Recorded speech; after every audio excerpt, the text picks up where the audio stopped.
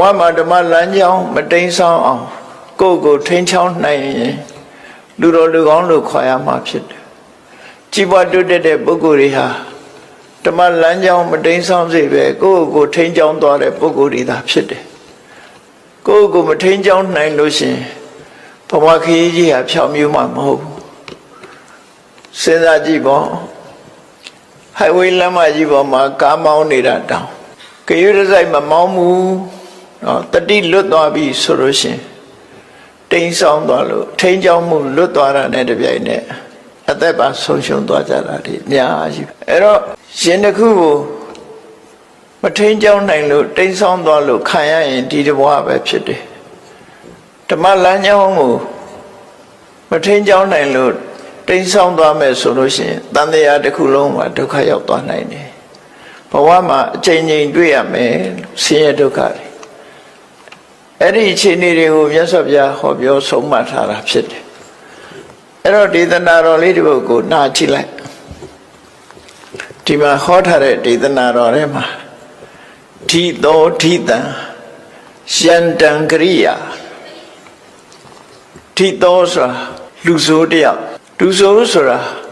အကောင်းမလုပ်ဘူးအမြဲတမ်းဆိုးဖို့တွေးနေတာဖြစ်တယ်စာပေမှာတော့တခိုးလို့ဘာသာပြန်တယ်နော်တခိုးလို့ဘာသာပြန်တာအဲ့တော့လူဆိုးလို့ဘာသာပြန်တာပို့ကောင်းတယ်တခိုးကခိုးယုံခိုးတာမျိုးဖြစ်တတ်သေးတယ်ခါလေဓိသောဓိတံယန္တံကရိယာခိုးတတ်တဲ့အကျင့်ဆိုးတဲ့လူဆိုးတယောက်ဟာအလားတူလူဆိုးတယောက်ကိုတွေ့ပြီဆိုရင်ဒုက္ခပေးတဲ့အလုပ်ကိုလုပ်မှာပဲလေလူဆိုးကလူဆိုးတယောက်ပေါ်မှာညှတာတယ်ဆိုတာမရှိဘူးကိုယ်ကလက်ဥအောင်ပဲလောက်ကြတပ်ဖြတ်ကြမှာဖြစ်တယ်အဲ့တော့လူဆိုးတယောက်ကလူဆိုးတယောက်နဲ့ကြုံတွေ့တဲ့အခါမှာလှုပ်လိုက်လို့အခြေအနေဆိုးသွားတာတဲ့ပို့ပြီးအခြေအနေဆိုးနိုင်တာကကိုယ့်ရင်ထဲနှလုံးထဲမှာဖြစ်တဲ့ကိုယ်စိတ်ကိုမထိန်းနိုင်တဲ့ထိန်းကြောင်းမှုလွတ်သွားတဲ့စိတ်ကပိုဆိုးအောင်လုပ်နိုင်တယ်လို့သူတို့ပြောတာလူဆိုးတယောက်ကလူဆိုးတယောက်ကိုဒုက္ခပေးတာတဲ့ကိုယ့်ရင်ထဲနှလုံးထဲမှာဖြစ်လို့ဖြစ်တဲ့ကိုယ်စိတ်ကမကောင်းတဲ့စိတ်ကပို့ပြီးတော့ဒုက္ခပေးနိုင်တယ်လူဆိုးတယောက်ကလူဆိုးတယောက်ကိုဒုက္ခပေးရင်တဘဝပဲပေးလို့ရတယ်နောက်ဘဝထိလိုက်ပေးလို့မရဘူးအေးရင်နဲ့နှလုံးထဲမှာဖြစ်တဲ့စိတ်ဆိုးစိတ်မိုက်ကတော့ဒီဘဝရင်ဒုက္ခပေးမှာမဟုတ်ဘူးဘဝဆက်တိုင်းလိုက်ပြီးတော့ဒုက္ခပေးမှာလို့မြတ်စွာဘုရားဒီလိုဟောလို့ရင်ဖြစ်တယ်နော်ဓိသောဓိတံယန္တံကရိယာတဲ့သူလှုပ်ရှားလို့မှာပဲလေလူဆိုးတယောက်ကလူဆိုးတယောက်ကိုလှုပ်ချင်တာလှုပ်ဆိုးတဲ့အလုပ်တွေဒုက္ခပေးတဲ့အလုပ်တွေသူလှုပ်ချင်လှုပ်မယ်နောက်ဥပမာတစ်ခုပေးတာတော့ဝေရီဝါပနဝေရိနာရန်သူတယောက်ကရန်သူနှစ်ယောက်ဆုံနေဆိုရင်အဲ့ဒီရန်သူဟာအပြန်အလှန်ရန်သူဖြစ်သည့်အတွက်ကြောင့်ရန်သူတယောက်ကရန်သူတယောက်ကိုဆုံတွေ့တဲ့အခါမှာဒုက္ခပေးတာလို့ဒုက္ခပေးတာတဲ့ပို့ပြီးတော့စိတ်ဆိုးစိတ်မိုက်ကပို့ပြီးတော့ဒုက္ခပေးနိုင်တယ်လို့သူတို့ပြောတာနော်အဲ့တော့လူဆိုးတယောက်ကလူဆိုးတယောက်ကိုဒုက္ခပေးတာရဲ့ရန်သူတယောက်ကရန်သူတယောက်ကိုဒုက္ခပေးတာရဲ့အဲ့ဒီဒုက္ခပေးမှုနှစ်ခုတည်းပို့ပြီးတော့ဆိုးအောင်ဒုက္ခပေးနိုင်တာတော့မိမိတို့အသီးသီးရင်ထဲမှာဖြစ်နေကြတယ်အကုသိုလ်စိတ်ဆိုးစိတ်မိုက်တွေသာလင်းဖြစ်တယ်ဒါတတိထားဖို့ပြောတာနော်မိစ္ဆာပနိဟိတံစိတ်တံပါပိယောနံတတောကရေလူဆိုးတယောက်ကလူဆိုးတယောက်ကိုဒုက္ခပေးထားတဲ့ပိုဆိုးအောင်ဒုက္ခပေးနိုင်တာကမိစ္ဆာပနိဟိတလို့ခေါ်တဲ့ဒီစိတ်ဆိုးစိတ်မိုက်တာလည်းဖြစ်တယ်ရန်သူတယောက်ကရန်သူတယောက်ကိုဒုက္ခပေးထားတဲ့ပိုဆိုးတဲ့ဒုက္ခကိုပေးနိုင်တာမိစ္ဆာပနိဟိတလို့ခေါ်တဲ့ဒီဓမ္မ လမ်းကြောင်းတိမ်ဆောင်သွားစေတတ်တဲ့စိတ်ပဲဖြစ်တယ်အထင်းကြောင်းလွတ်သွားတဲ့စိတ်ဟာအဲ့ဒီတည်းပို့ပြီးဒုက္ခရောက်စေတယ်လို့ဒါမြတ်စွာဘုရားဟောလို့တဲ့အထိပ္ပယ်စဉ်းစားကြည့်မယ်ဆိုလို့ရှိရင်ရန်သူဆိုတာနှမျိုးရှိတယ်လို့ပြောပါလဲဆိုရင်အတွင်းရန်နဲ့အပြင်ရန်အပြင်ဘက်ကကိုယ်ဒုက္ခပေးမဲ့ရန်သူကိုယ်စိတ်ထဲမှာဖြစ်နေတဲ့ရန်သူနှစ်ခုရှိတယ်ဥပမာပဲဆိုတော့ရှင်တဲ့နှလုံးထဲမှာဖြစ်နေတဲ့အကုသိုလ်စိတ်တွေကလည်းကိုယ်ရန်သူတွေပဲသို့တော့အဲ့ဒါကိုလူတွေကရန်သူလို့သိမထင်ဘူးအပြင်ဘက်ကမတည့်တဲ့လူကိုပဲရန်သူလို့ထင်ကိုယ်ရင်ထဲမှာဖြစ်နေတဲ့လောဘတွေဒေါသတွေမောဟတွေအိတ်တာတွေမစ္စရိယတွေဆိုတဲ့စိတ်ဆိုးစိတ်မိုက်တွေဟာဓမ္မလမ်းကြောင်းဖြင့်ထိန်းချောင်းနိုင်ခြင်းမရှိတဲ့စိတ်ဆိုးစိတ်မိုက်တွေဟာပြင်မကရန်သူတယောက်ဒုက္ခပေးတာတဲ့ပို့အစပေါင်းများစွာပို့ပြီးဒုက္ခပေးနိုင်တယ်လို့သူတို့ပြောတာနော်အစပေါင်းများစွာဒုက္ခပို့ပြီးတော့ပေးနေပြင်မရန်သူဆိုတာဒုက္ခပေးလို့ရှိရင်ဘဝတစ်ခုပဲဒုက္ခပေးနိုင်တဘဝပဲဒုက္ခပေးမှာဖြစ်တယ်နောက်ဆုံးမှသူဒုက္ခပေးလို့အသက်ဆုံးသွားရရင်တဘဝပဲအသက်ဆုံးမယ်နောက်ဘဝထိအောင်သူလိုက်ပြီးတော့ဒုက္ခမပေးဘူးသို့တော့ကိုယ်ရင်နဲ့နှလုံးထဲမှာဖြစ်နေတဲ့လောဘဒေါသမောဟဆိုတဲ့အကုသိုလ်စိတ်ဆိုးစိတ်မိုက်တွေဟာတော့လောဘနဲ့သိလောဘလွှမ်းမိုးတဲ့အခါမှာဒီဘဝကတည်လိုက်တာနဲ့ပြိတ္တာဘုံပို့ပြလိုက်တယ်ဒေါသနဲ့လွှမ်းမိုးထားတဲ့ဒေါသလွှမ်းမိုးထားတဲ့စိတ်စိတ်မိုက်ကမျက်စိလေးနှလုံးမိတ်ပြီးဒီဘဝအသက်ဆုံးသွားတဲ့ငရဲဘုံပို့ပလိုက်တယ်မောဟဆိုတဲ့လှုပ်တဲ့နာနဲ့မလှုပ်တဲ့နာမသိတယ်ဘာမှရင်လှုပ်တယ်အမှန်တရားကိုမသိတဲ့မောဟလွှမ်းမိုးထားတဲ့စိတ်ဆိုးစိတ်မိုက်ကမျက်စိနှလုံးမိတ်သေဆုံးတာနဲ့တပြိုင်နက်တိရစ္ဆာန်မောဟပို့ပလိုက်တယ်တိရစ္ဆာန်မောဟဆိုတာမောဟလွှမ်းမိုးနေတယ်ဘုံဘဝမျိုးပဲပြိတ္တာဆိုတာအမြဲတမ်းဆာလောင်နေတာကိုလောဘဖြစ်နေတယ်အမြဲတမ်းလောဘလွှမ်းမိုးထားသည့်အတွက်ကြောင့်တက်တဲ့အငတ်ထားတဲ့ပုံစံမျိုးဖြစ်တယ်ပေါ့လောဘကြီးအောင်ဆိုပြီးတော့ဒုက္ခပေးထားတဲ့သဘောငရဲဘုံဆိုတာလုံးဝညှင်းဆဲနှိပ်စက်မှုကိုခံနေရတဲ့ဒေါသကြီးအောင်ဆိုပြီးဒေါသကနေပြီးတော့ဒေါသနဲ့အတူတဲ့ငရဲမီးတွေနှိပ်စက်မဲ့ငရဲထိန်နေဝိုင်းအောင်နေတဲ့နေရာဌာနတစ်ခုပို့ပလိုက်တာဖြစ်တယ်အဲ့တော့ရန်သူတယောက်လူဆိုးတယောက်ကဒုက္ခပေးထားတဲ့အစာပေါင်းများစွာကိုဒုက္ခပေးတာကိုခံလိုက်ရတယ်လို့သူတို့ပြောတယ်ဒီဘဝတည်းမကဘူးတန်တရားဘဝမြောက်များစွာဒုက္ခပေးခြင်းကိုခံရမယ်အဲ့တော့ရသော်ဗျာဟောတဲ့ဒီဒေသနာတော်လေးကရိုးရိုးရှင်းရှင်းလေးပဲနားမလည်စရာလည်းအကြောင်းရှိဘူးဒီသောဒီတံယန္တံဂိရာလူဆိုးတယောက်ကလူဆိုးတယောက်ကလူဆိုးတယောက်ကိုလုံနိုင်တာတဲ့ဝေရိဝါပနဝေရိနာယန္တုတယောက်ကမိမိယန္တုပေါ်မှာလုံနိုင်တာတဲ့မိစ္ဆာပဏိဟိတံစိတ်တံစိတ်ဆိုးစိတ်မိုက်ကလောဘဒေါသမောဟတွေလွှမ်းမိုးနေတဲ့စိတ်ဆိုးစိတ်မိုက်ကပါပိယောနံတတောကရေအဲ့ဒီလူဆိုးကဒုက္ခပေးတာတဲ့ယန္တုကဒုက္ခပေးတာတဲ့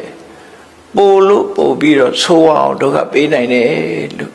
ဒီလိုဆိုတဲ့စကားပဲเนาะအဲ့တော့ဒီဒေသနာတော်လေးဖြစ်ပေါ်လာပုံလေးကိုပြောအောင်မြတ်စွာဘုရားတာဝတိမြို့မှာသတင်းသုံးတဲ့အချိန်တာဝတိမြို့မှာပစ္စည်းဥစ္စာကြွယ်ဝချမ်းသာတဲ့အနာရဝိတထေကြီးရှိတယ်အဲ့ဒီအနာရဝိတထေကြီးရဲ့စီးပွားရေးကိုကြည့်မယ်ဆိုလို့ရှိရင်အိန္ဒိယနိုင်ငံရှေးခေတ်ကတထေးတွေဟာလေယာစိုက်ပျိုးမှုလည်းလုပ်တယ်နွားမွေးမြူမှုကိုလည်းလုပ်တယ်ပေါ့အသာတစားတဲ့ဟာမျိုးမဟုတ်ဘူးနှိုးစားနွားမတွေမွေးတယ်နွားမွေးမြူတွေလုပ်တယ်အနာရဝိတထေးကြီးရဲ့နွားခြံကိုထိမ့်သိမ်းဆောက်ရှောက်တဲ့ နာရဝိန္ဒထေးရဲ့နွားအုပ်ကြီးကိုအကောင်မောင်းမလို့ဆိုတာတော့အများကြီးဖြစ်မှာပေါ့နော်ဝိသခာရဲ့နွားအုပ်ကအရေးအတွက်တော့မရှိဘူး6မိုင်လောက်လမ်းပေါ်မှာအပြည့်သွားနေတဲ့နွားအုပ်သူ့နွားအုပ်ကြီးလွတ်လိုက်မယ်ဆိုရင်6မိုင်လောက်လမ်းပြည့်ပခုံးချင်းထိပြီးသွားနေတဲ့နွားအုပ်အကောင်နဲ့ပြောတာမဟုတ်ဘူးနော်မိဘကဒီအိမ်တော်ရဲ့သားချပေးတဲ့အခါမှာပေးလိုက်တဲ့နွားအုပ်ချမ်းပေးလိုက်လို့ခုံပြီးတော့လိုက်သွားတဲ့နွားအုပ်တယ်မဲ့အကောင်ရေးဟာ1,600,000ရှိတယ်သူဆိုတယ်အဲ့ဒါပဲရည်အတွက်ပြတယ်ကျန်တဲ့နွားတွေရဲ့အကောင်ရည်အတွက်ပြောင်းအဲ့တော့နာရဝိန္ဒထေးကြီးကလည်း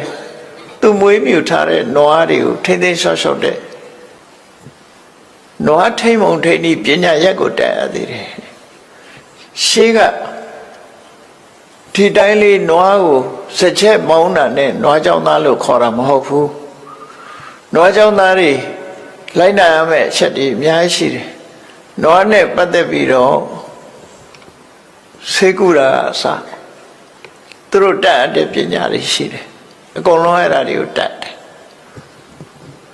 နွားကိုထိမ့်မုံထိမ့်နည်းကစပြီးတော့အကုန်လုံးနွားတွေကိုမတန်တင်နာတို့ကအစအကုန်လုံးသူတို့နဲတဲ့နွားတွေမဟုတ်ဘူးထိရတာပေါ့နော်သူဟာ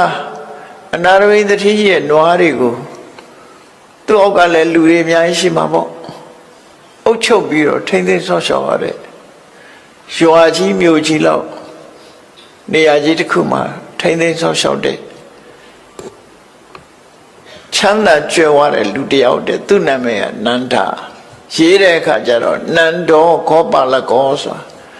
နန္ဒာဆိုတဲ့နွားချောင်းသားလို့စာပေမှာဒီလိုလုပ်တယ်နွားချောင်းသား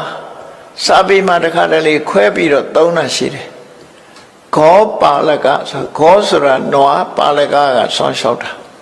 နွားတွေကိုထိန်းချောင်းတဲ့ပုဂ္ဂိုလ်ခောပဆိုတဲ့စကားလုံးရှိသေးတယ်ခောပါလကနဲ့ခောပနဲ့ဘာကွာတော့ဆိုလို့ရှိရင်သူများနွားကိုအငှားကြောင်းရတဲ့လူကိုခောပါလကလို့ခေါ်ပြီးတော့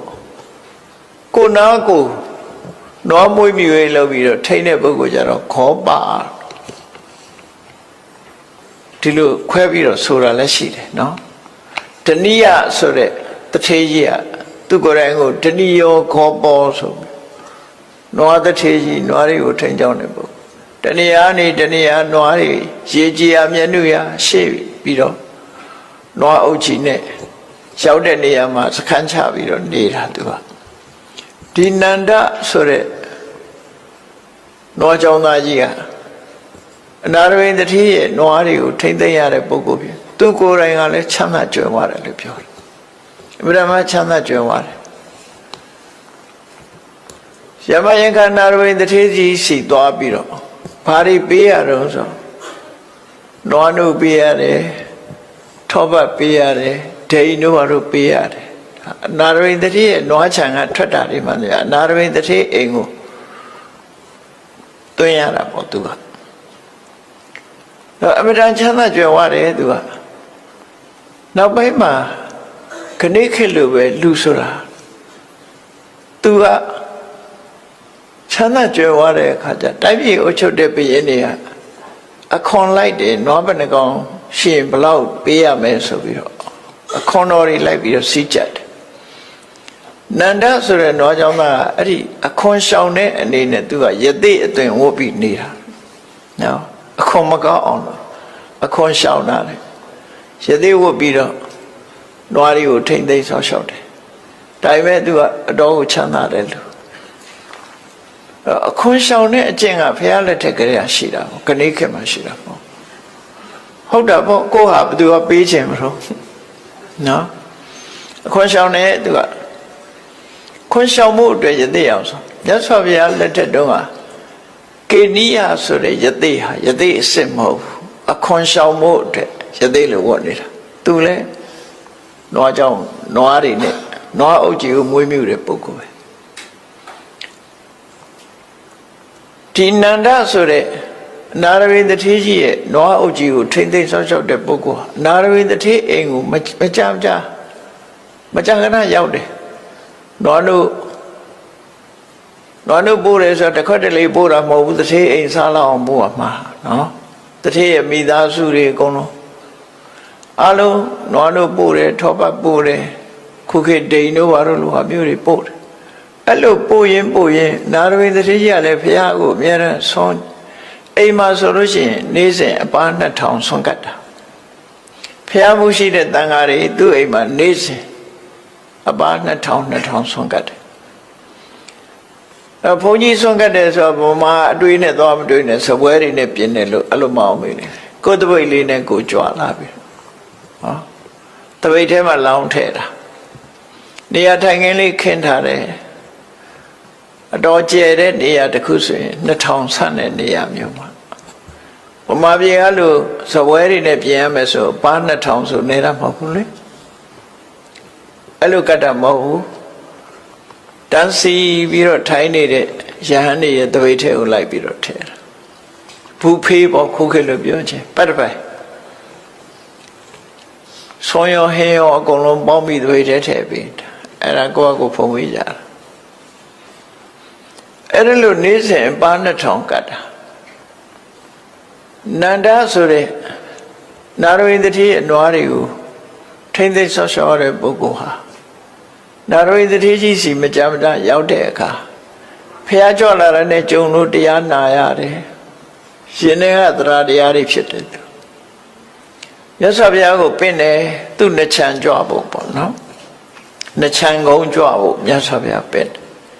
မြတ်စွာဘုရားကရုပ်တရက်မကြွဘူးဘာကြောင့်မကြွတော့ဆိုရင်ဖះဆိုတာသူစီကြွရင်သူ့အတွက်ဘာလုပ်ပေးနိုင်မလဲဒါကြည့်တယ်ငါသွားလို့သူစီကသူ့ကိုဘာလုပ်ပေးနိုင်မလဲကြည့်တာနော်သူစီကနွားတို့တောက်ချင်လို့တော့မသွားဘူးသူ့ဘာလုပ်ပေးနိုင်မလဲငါရောက်လို့တရားဟောရင်သူတရားတို့ရနိုင်မလားဆိုအဲ့ဒါပဲကြည့်တာမြတ်စွာဘုရားကြည့်တော့သူဟာတရားတော့ရှိတယ်ဒါပေမဲ့အသိဉာဏ်ကမထက်မြက်သေးဘူးမထက်မြက်သေးလို့မရင်းချက်သေးဘူးလို့ဆိုတာမရင်းချက်သေးလို့မြတ်စွာဘုရားသူ့နှချမ်းကုန်းဘယ်တော့မှမကြွအောင်ဒီတိုင်းပဲနေနောက်တရက်တော့မြတ်စွာဘုရားအဲ့နှချမ်းကုန်းဘက်ကတောတွင်တောအုပ်တစ်ခုရောက်သွားပြီအဲ့ဒီမှာသံဃာတွေနဲ့သတင်းသုံးနေတယ်နှချမ်းကုန်းနဲ့အနီးပါဆိုတော့နန္ဒဆိုတဲ့နာရဝိတ္ထေရဲ့နွားတွေကိုထိမ့်သိမ်းတဲ့ပုဂ္ဂိုလ်ကဖရာဒီနာကြွလာတယ်ဆိုတာကိုသတင်းကြတာနဲ့ချက်ချင်းလာတွေ့ပြီးမြတ်စွာဘုရားကိုဆွမ်းသာပင်တယ်သူနှချမ်းကုန်းမှာ9ရက်တိတိဆွမ်းကတ်ခြင်းတယ်အဲ့တော့မြတ်စွာဘုရားလက်ခံလိုက်တယ်9ရက်တိတိမနေ့ကျောင်းတော်ကလာပြီးတော့ဆွမ်းလက်ခံပြီး9ရက်တိတိဆွမ်းဖုံးပေးတယ်9ရက်ပြည့်တဲ့နောက်မှာမြတ်စွာဘုရားတရားပါဟောပြီးတော့ကိုလန်းကိုကြွတဲ့အခါမှာတော်တော်လေးဝေးလံအောင်သူတော့အဆက်လောက်ထိအောင်မြတ်စွာဘုရားတပိတ်ကိုယူပြီးတော့လိုက်ပို့တယ်အဲ့ဒါလို့ပြန်ကနေလေးလိုက်ပို့တယ်မြတ်စွာဘုရားကြွသွားတာကိုနောက်ကနေလိုက်ပို့ရဟန်းနေလည်းပါတယ်အဲ့လိုမြတ်စွာဘုရားနဲ့လိုက်ပို့ရင်းကနေပြီးတော့အပြန်တနေရာရောက်တယ်ရောက်တဲ့အခါကျတော့တောတွင်တနေရာကသူ့ကိုချောင်းပြီးတော့မြားနဲ့ပြစ်ပြီးလှုပ်ကြံတပ်ဖြတ်လိုက်တာခုခေတ်ဆိုရင်တော့သင်္နတ်နဲ့ပြစ်သွားတယ်ပေါ့နော်ဘယ်လိုပြစ်သွားမှမသိဘူးသူတယောက်တည်းပြန်လာတဲ့အချိန်မှာ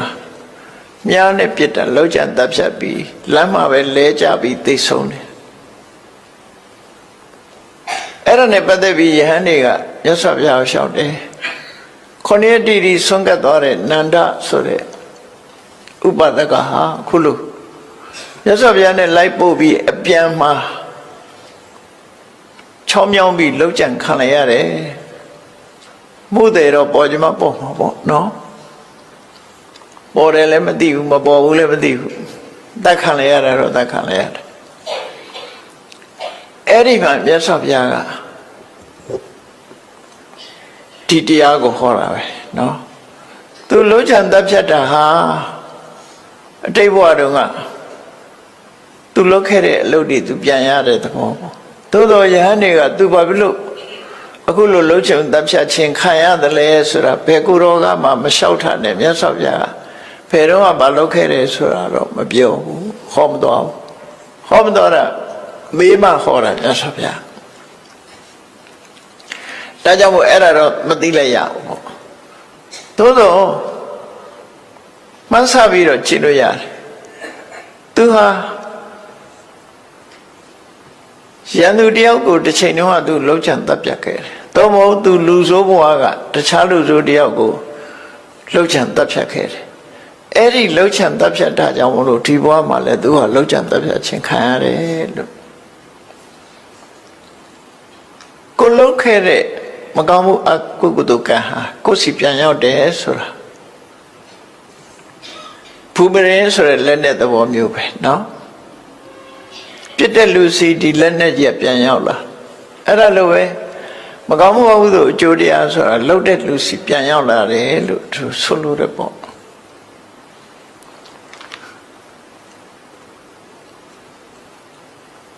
ကောင်းတာတွေလှုပ်သွားရခြင်းဟာသူ့ဘဝမှာတော့အမြတ်ပဲသို့တော့အကြောင်းမဲ့တော့သူကလှုပ်ချန်တပ်ဖြတ်တာခံရတာမဟုတ်ဘူးသူလှုပ်ခဲ့တဲ့အကုသိုလ်ကံကြွေးကိုပဲသူဆက်ရတာဖြစ်တယ်ရှင်မမောဂလမထေရကြီးတောင်မှအကျွေးဆက်ရတယ်လေတစ်ချိန်တုန်းကမိဘနှစ်ပါးကိုသူလှုပ်ချန်တပ်ဖြတ်ခဲ့တယ်အဲ့လိုလှုပ်ချန်တပ်ဖြတ်ခံခဲ့သည့်အတွက်ကြောင့်ဘုရားကယာနာကကာလတိလာဆိုတဲ့ကြောက်တောင်တပါးတဲ့နေတဲ့အချိန်ခိုးသား900ဝိုင်းပြီးတော့ရှင်မမောဂလန်ကိုဝိုင်းပြီးတော့ရှိုက်ပုတ်ထုနဲ့အယိုးတွေထီအောင်ကြေမွအောင်လုပ်ပြီးတော့ခြုံမော်ပစ်ထားလိုက်တာဟောခြုံမော်ပစ်ထားရတာ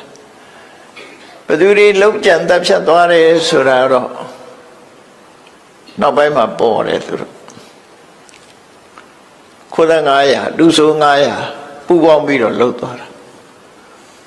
လက်ထောက်ချတာဘယ်သူချတာတော့ဘယ်သူကခိုင်းတာတော့ဆိုတာတွေလည်းပေါ်တယ်ပေါ့နောက်ပိုင်းတော့အဲ့တော့ခုစကားအနေနဲ့ဒီဘဝအနေနဲ့ပြောလို့ရှိရင်တော့ရှင်မမောဂလန်လှုပ်ကြံခံရတော့လည်းပဲ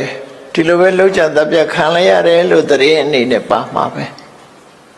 အလုံးသိကြမယ်သို့တော့သူဘာလှုပ်ခဲ့လို့ဒီလိုခံရတယ်ဆိုတာကိုတော့မြတ်စွာဘုရားကပဲဟောပြတာနော်တိတ်တုန်းကသူလှုပ်ခဲ့တယ်အဲ့ဒီလှုပ်ခဲ့တာကိုသူအကျွေးဆက်ရတာပဲဖြစ်တယ်လောကမှာကိုလှုပ်ခဲ့တာကိုအကျိုးဆက်ကြရမှာဖြစ်တယ်ဒါကြောင့်ဓမ္မလမ်းကြောင်းကတိတ်ဆောက်မသွားအောင်ကိုထိန်းချောင်းမှုလိုတယ်လို့ဆိုတာအဲ့ဒါပြောတာကိုတခုအမှားလုပ်ခဲ့လို့ရှင်အဲ့ဒီအမှားလုပ်ခဲ့လို့တစ်ဖက်သားမှာဒုက္ခရောက်သွားပြီဆိုလို့ရှင်အဲ့ဒီဒုက္ခကိုစီပြန်ရောက်လာမှသိချတယ်ပေါ့အဲ့ဒါကိုမြတ်စွာဘုရားဟောတာထိသောထိတံယန္တံကိရာဝေရိဝါပနဝေရိနံလူဆိုတယောက်ကလူဆိုတယောက်ကိုဒုက္ခပေးနိုင်တာတဲ့ရန်သူတယောက်ကရန်သူတယောက်ကိုဒုက္ခပေးတာတဲ့ကိုယ်တဏ္ဍာမှာဖြစ်တဲ့လောဘဒေါသမောဟစသည်အကုသိုလ်တွေလွှမ်းမိုးထားတဲ့မကောင်းတဲ့စိတ်ဓာတ်ကပို့ပြီးတော့ဒုက္ခပေးနိုင်တယ်တဲ့အဲ့ဒါကိုသတိထားရမယ်လို့သူဆိုလို့တယ်နော်ရသော်ဘုရားရဲ့အဆုံးအမတရားတော်တွေဟာစိတ်ကိုဗဟုပြုပြီးဆုံးမတာဖြစ်တော့ကြောင့်ကိုယ်စိတ်ကိုထိမ့်သိမ့်နိုင်ရမယ်မကောင်းတဲ့ဘက်မရောက်အောင်ကိုယ်ထိမ့်သိမ့်နိုင်ရမယ်လို့ဆိုအဲ့ဒီထိမ့်သိမ့်တဲ့နည်းတွေကိုလည်းပဲမြတ်စွာဘုရားဟောထားတာပဲမထိမ့်သိမ့်ဘူးဆိုလို့ရှိရင်လွန်ကျူးမှုထီအောင်ဖြစ်သွားဆိုပါစို့လိုချင်စရာအာယုန်နဲ့တွေ့ပြီဆိုရင်လိုချင်စိတ်ကဖြစ်လာမှာပဲမုန်းတိစရာအာယုန်နဲ့တွေ့ရင်အမုန်းစိတ်ကဖြစ်လာတာပဲအမှန်စဉ်းစားလို့မသိနိုင်တဲ့တွေးဝေးစရာအာယုန်နဲ့တွေ့ရင်လည်းခေါင်းကုပ်စဉ်းစားတာဖြစ်လာမှာပဲမသိတဲ့ဟာဖြစ်လာ အဲ့ဒါလို့ဖြစ်လာလို့ရှိရင်အဲ့ဒီအချိန်မှာအကောင်အထည်မဖော်မိအောင်တွေးတဲ့အဆင့်မှာပဲရဆိုင်ဖို့လိုအပ်တယ်တွေးတဲ့အဆင့်မှာရဆိုင်ပြီးနှုတ်ကထုတ်ပြောတာအထီအောင်မလုပ်ဘူးကိုယ်ဒီလက်ရောက်အကောင်အထည်ပေါ်တာမလုပ်ဘူးဆိုလို့ရှိရင်အပြစ်သက်သာသွားမယ်သူဆိုလို့ပေါ့နော်အဲ့ဒီအချိန်မှာထိန်းရမှာစိတ်ကိုထိန်းလိုက်တယ်ဒီတဲ့ထိန်းနိုင်ရင်ကတော့လောဘဖြစ်လာရင်ဖြစ်တဲ့လောဘကိုသာထိန်းလိုက်တယ်ဒေါသဖြစ်လာရင်ဖြစ်တဲ့ဒေါသကိုသာချိုးနှိမ်လိုက်တယ်မောဟဖြစ်လာရင်တခဏလေးပဲချိုးနှိမ်ပြလိုက်တယ်ဖြစ်မှန်းတောင်လူမသိအောင်ထိမ့်သိမ့်မျိုးသိမ့်နိုင်တယ်မျိုးသိမ့်နိုင်ရင်သူတော်ကောင်းလို့ခေါ်တာမမျိုးသိမ့်နိုင်တာကိုလူတွေကမမျိုးသိမ့်နိုင်တဲ့အတွက်ကြောင့်အ ਨੇ ဆုံးတော့ဆဲလိုက်ရမှရှင်တွေကခြောင်သွားတော့ဒေါသဖြစ်ရင်ဆဲလိုက်ကြတာပဲလေအဲ့ဒါလို့ဖြစ်တယ်အဲ့ဒါမမျိုးသိမ့်နိုင်လို့ဖြစ်တာနော်မျိုးသိမ့်နိုင်မဲ့ဆိုလို့ရှိရင်သူမတောင်မှမသိလိုက်ရဘူးဒေါသဆိုတာအစင်းနဲ့ပေါက်ကွဲတာလောဘလည်းထို့တူပဲမောဟလည်းဒေါသကအစင်းနဲ့ပေါက်ကွဲတာပထမဆုံးရှင်တွေကဒေါသဖြစ်လာပြီဆိုမျက်နှာကြောလေးတင်းလာမျက်ထောက်ကလေးနေလာတယ်အဲ့ဒါလောက်တည်းမျိုးသိလိုက်ပြီဆိုရင်ပျောက်သွားပြီသူကမသိလိုက်ဘူးဘေးကလူတော်သိမသိအောင်မျက်ကြောလေးတင်းသွားတာလေးကိုပြန်ပြီးထိန်းလိုက်တယ်တချို့ကြတော့အဲ့ဒါလောက်နဲ့မရက်တဲ့အခါပစုပ်ပါးစပ်ကလှုပ်နဲ့ဆဲဖို့ပြင်လာတယ်ဟာအဲ့ဒီနေရာလေးမှလည်းရဆိုင်ခိုင်းလို့ရတယ်အဲ့ဒီမှာမမျိုးသိမ့်နိုင်ဘူးဆိုရင်ထဆဲပြီသို့တော့ဆဲလိုက်လို့အာရလို့ရင်ထဲကပေါ့သွားပြီဆိုရင်တော့သူကဒါနဲ့ပဲကျေနပ်သွားတယ်ရှေ့ဆက်မလားအဲ့ဒါလောက်နဲ့မကျေနပ်လို့ရှိရင်ဒုတ်တစ်ပြက်ဓာတ်တစ်ပြက်ဖြစ်လာနော်အဲ့ဒီအချိန်လေးမှာမထိန်နိုင်တော့ဘူးဆိုသွားရောရာဇုံမှုနောက်ဆုံးသူများကိုလည်းတတ်တယ်ကိုယ့်ကိုယ်လည်းတတ်တယ်ဆိုအဆင်ရောက်သွားဒေါသဟာအစင်းစင်းပေါက်ကွဲတာဖြစ်တယ်လောဘလည်းတို့တူပဲပေါက်ကွဲလာတတ်တဲ့သဘာဝတရားတွေကိုအာယုံစိုက်ပြီးတော့ကိုယ့်ကိုထိမ့်သိမ်းဆော့ရှောင်နေရအဲ့ဒီလိုမထိမ့်သိမ့်မဲနဲ့ပြစ်ထားတာကိုမိစ္ဆာပနိဟိတလို့ခေါ်တယ်ကိုယ်စိတ်ကိုမထိမ့်မဲနဲ့ထားလို့ရှိမှန်မှန်ကန်ကန်မစင်စားပဲနဲ့ဒေါသကိုမြောက်ပေးတဲ့စဉ်းစားမျိုးမစဉ်းစားရဘူးငါတို့ကမဟုတ်မခံဘူးကွာဆိုတဲ့ဟာမျိုးမတွေးရဘူးနော်မဟုတ်လေတိခဏအောင်ခံမယ်ဆိုတဲ့အတွေးပဲတွေးရငါတို့ကမဟုတ်မခံဘူးဟုတ်ရင်တော့ခံရလားဆိုဟုတ်ရင်ဒါမခံသေးပြောတော့လူတွေကမဟုတ်မခံဟုတ်ရင်ရောဆိုတော့ဟုတ်ခံဟုတ်လည်းမခံဘူးဟုတ်လည်းမခံဘူးမဟုတ်လည်းမခံဘူးနားတော့ကောင်းတော့မဟုတ်မခံပေါ့အဲ့ဒါလို့ဖြစ်တယ်အဲ့ဒါလို့ထိမ့်သိမ်းဆောက်ရှောက်ရမယ်ထိမ့်သိမ်းဆောက်ရှောက်မှုမပြုတ်လို့ကာယကံမြောက်ဝစီကံမြောက်လွန်ကျွမိသွားပြီဆိုရင်ဒီအပြစ်တွေဟာ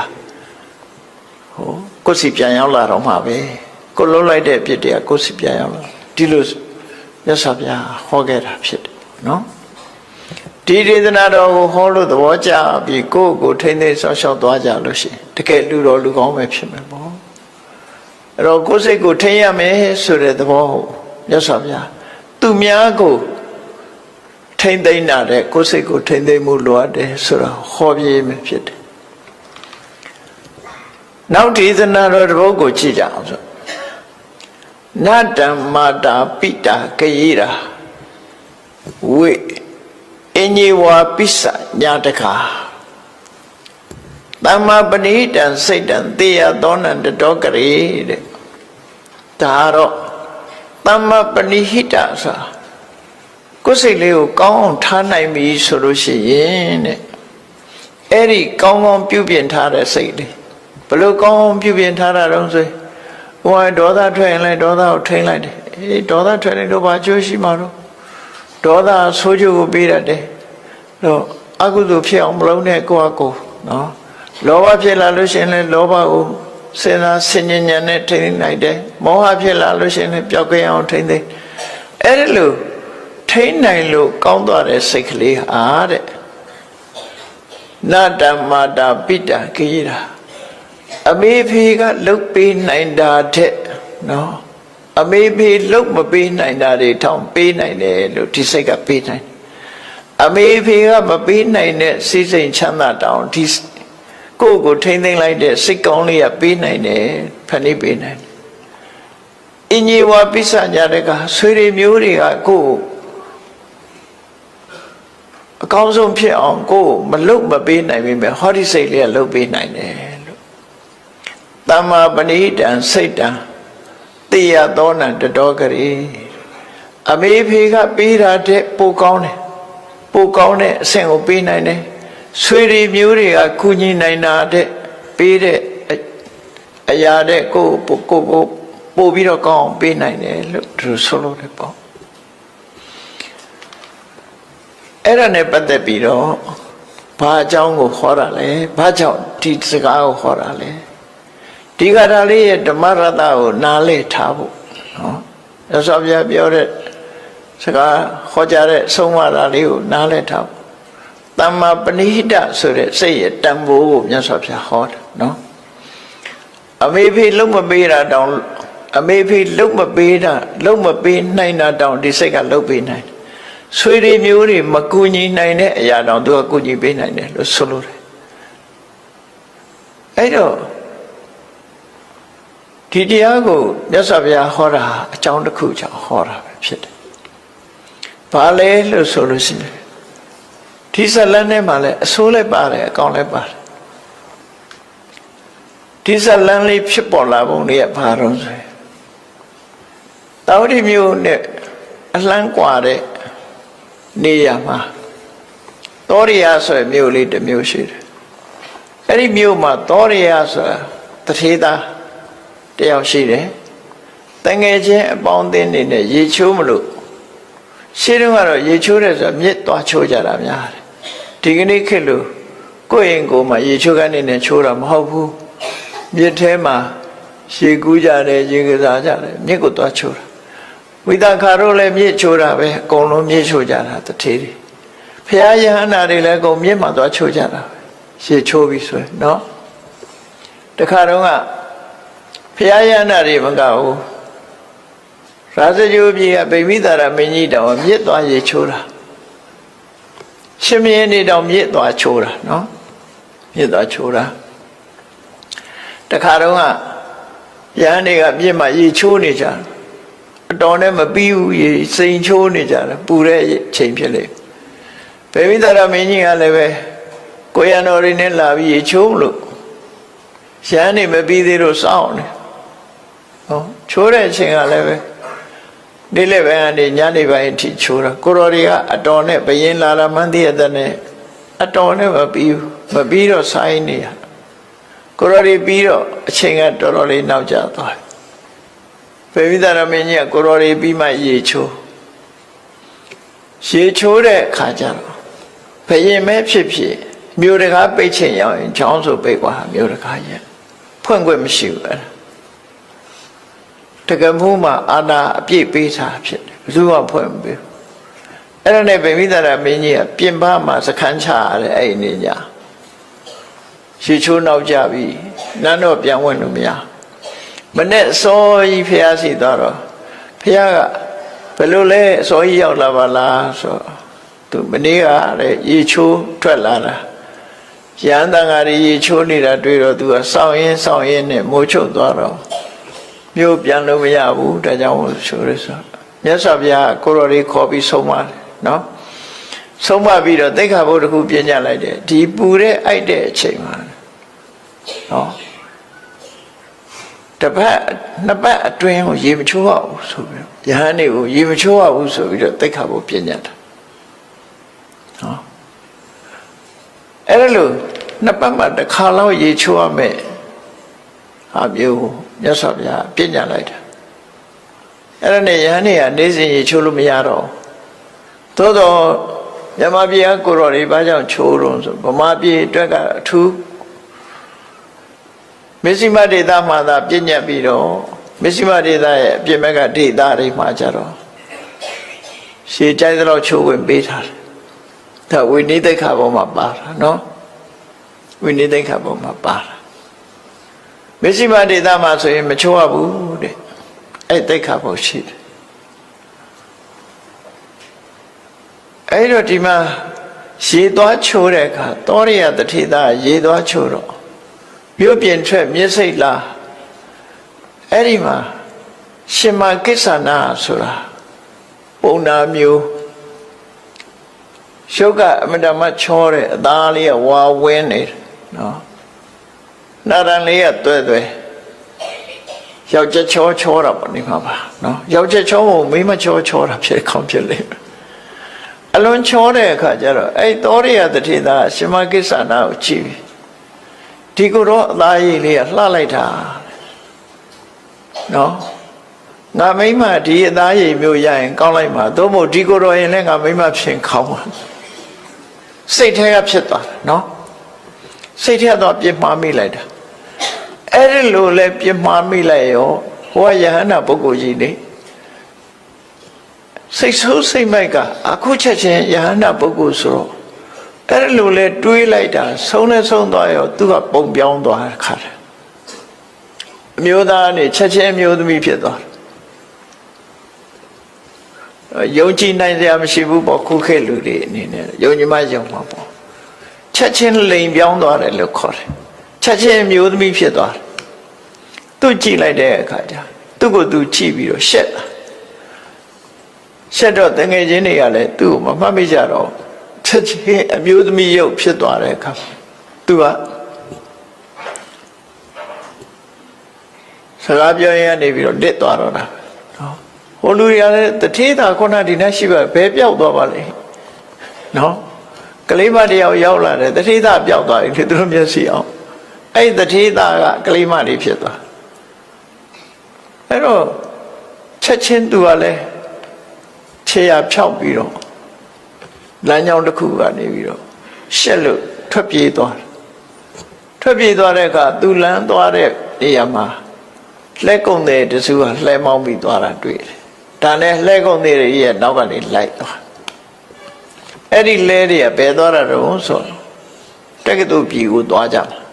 အယောင်းဝယ်နဲ့သွားတာသူအဲ့ဒီနောက်ကနေလိုက်သွား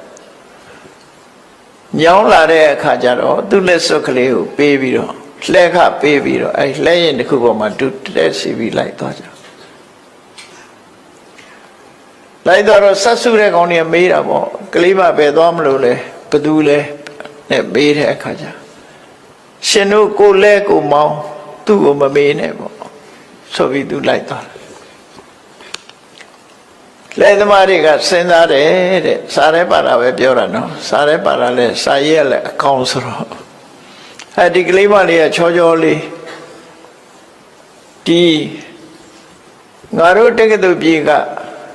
တထေးသားကလည်းလူပြိုကြီးပဲရှိသေးတယ်ဟာငါတို့တထေးသားနဲ့တော်တယ်ပေါ့ဒီကလေးမလေးငါတို့တထေးသားနဲ့တော်တယ်ဆိုပြီးတော့တင်းခေါ်သွားပြီတထေးသားစီပို့လိုက်ကြတာသူတို့ကလှမ်းပြီးတော့သတင်းပို့တယ်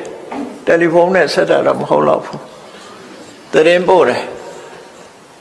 ဒီကလေးမလေးတယောက်ချောချောလေးလမ်းမတွေ့လို့သူတို့ခေါ်လာတယ်ပေါ့လေတထေးသားနဲ့လိုက်ဖက်တယ်ဆိုပြီးတထေးသားရှိပို့ပြီးတထေးသားနဲ့ဟိုဘက်ကျမှအိမ်အောင်ကြတက္ကသိုလ်ပြည်မှာအိမ်အောင်ကြ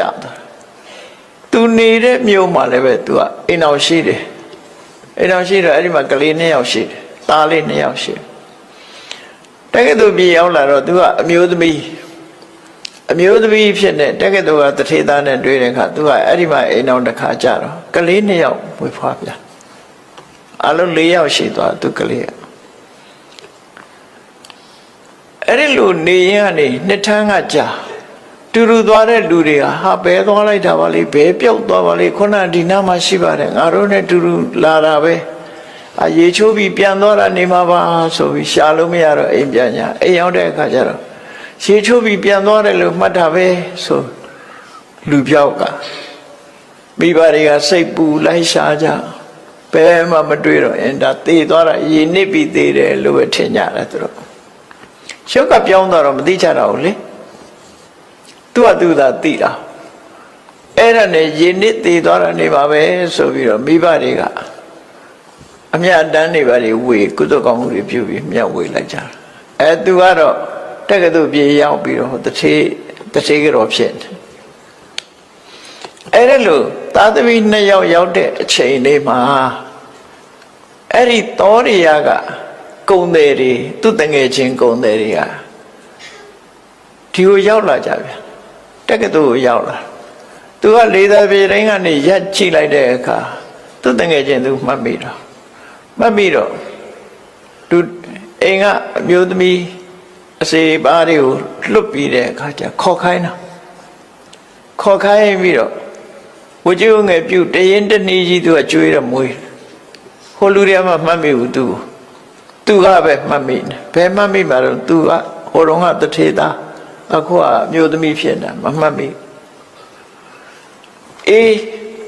အဝတ်တွေပြုတ်ပြီးတဲ့အခါကျစကားထိုင်ပြောကြ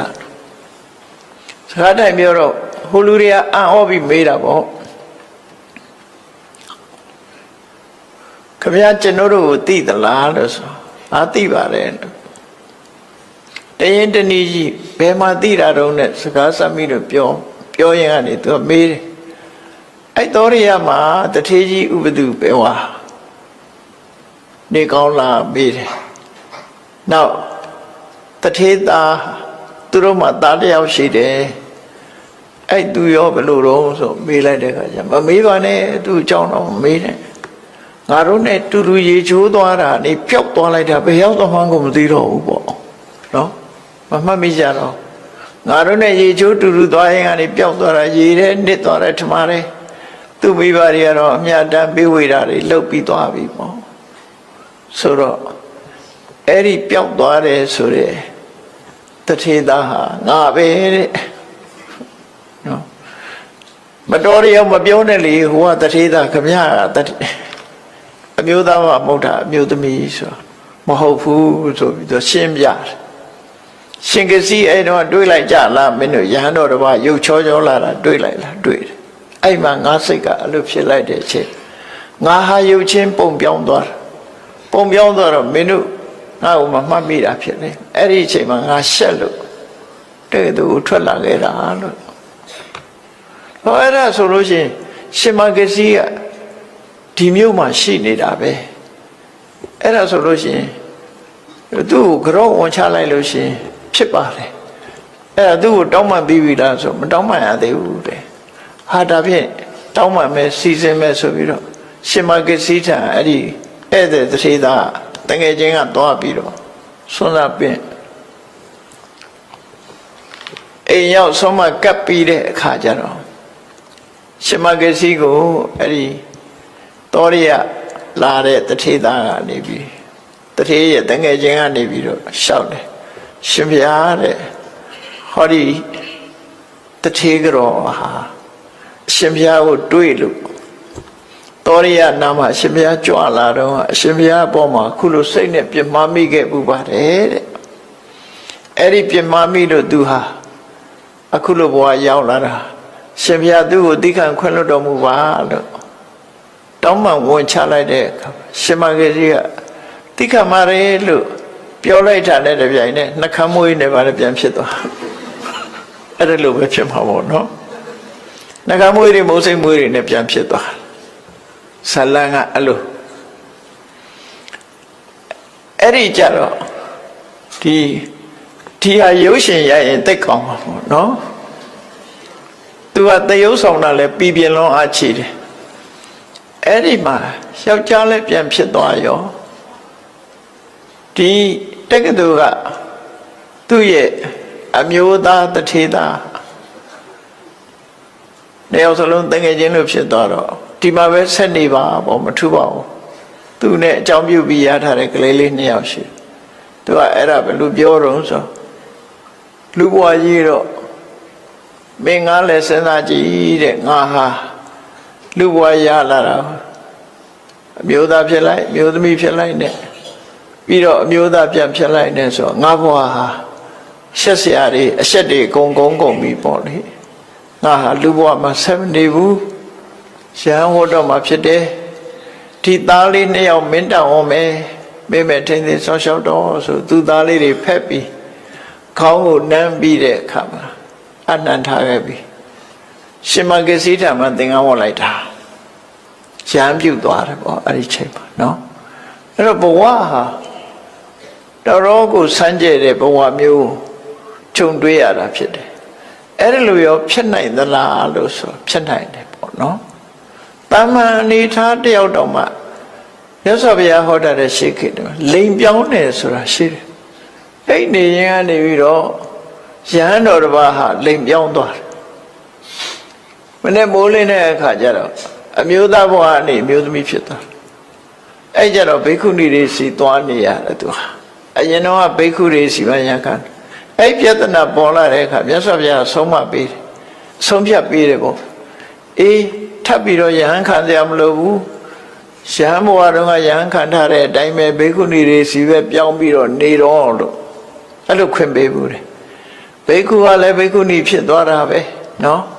လိမ်ပြောင်းသွားတာမျိုးတွေဖြစ်တတ်တယ်တဲ့ဒီသတိသားကတော့အမျိုးသားဘဝနဲ့အမျိုးသမီးဖြစ်တောင်းမှလိုက်တဲ့အခါကျတော့အမျိုးသမီးဘဝနဲ့အမျိုးသားပြန်ဖြစ်ဒီလိုပြန်ဖြစ်တာလောကကြီးဟာလူရဲ့စိတ်ကြောင့်ပြောင်းလဲမှုတွေဆိုတာဖြစ်နိုင်တယ်ဆိုတဲ့အကြောင်းအမျိုးသားတန်တရားမှာတော့အမျိုးသားကြီးပဲဖြစ်ဖူးတယ်အမျိုးသမီးမဖြစ်ဖူးဘူးဆိုတော့လူမရှိဘူးတဲ့အမျိုးသမီးကြီးပဲဖြစ်ပြီးအမျိုးသားမဖြစ်ဘူးဆိုတာလည်းမရှိဘူးအဲ့တော့အမျိုးသားလည်းဖြစ်ဖူးကြတယ်အမျိုးသမီးလည်းဖြစ်ဖူးတယ်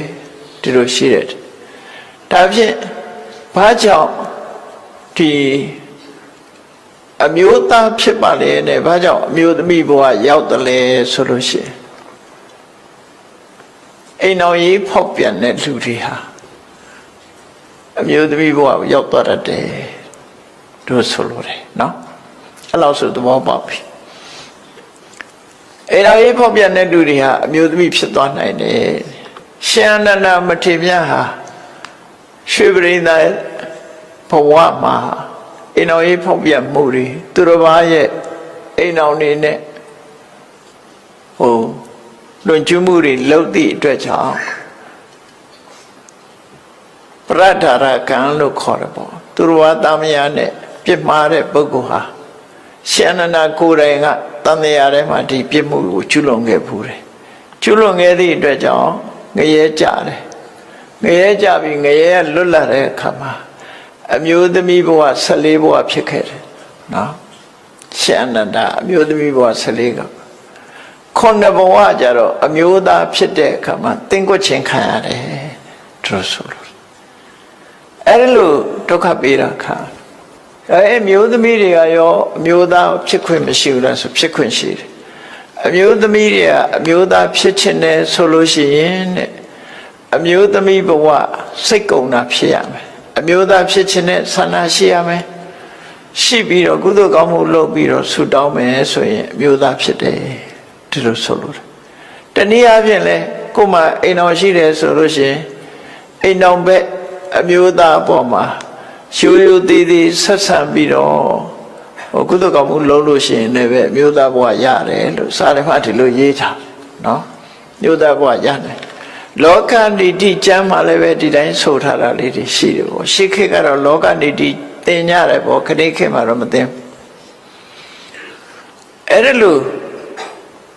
မိမိရဲ့စိတ်ပေါ်မှာမူတည်ပြီးတော့ဖြစ်တာဖြစ်တယ်ပေါ့ကိုဖြစ်ချင်တာကိုဖြစ်လို့ရတာ